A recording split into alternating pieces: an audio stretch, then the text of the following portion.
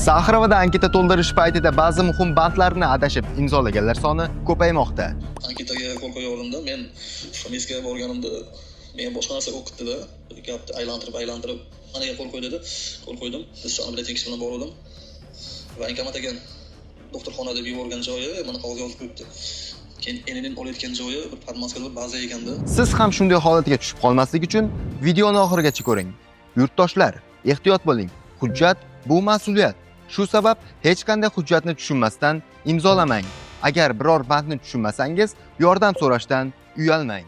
Ma'lumki, 2024-yil 10-oktyabrdagi Rossiya Federatsiyasi prezidentining 870-sonli farmoniga asoslanib, anketa to'ldirish tartibiga bir qator o'zgartirishlar kiritildi. Shu sababli ba'zi muhojir yurtdoshlarimiz hujjatlarni to'ldirish paytida ayrim holatlarning ma'nosini to'liq tushunmay qolishi mumkin. To'g'ri ma'lumot doim xavfsizlikni ta'minlaydi. Shunga o'xshash foydali ma'lumotlarning davomini ko'rish uchun sahifamizga obuna bo'ling.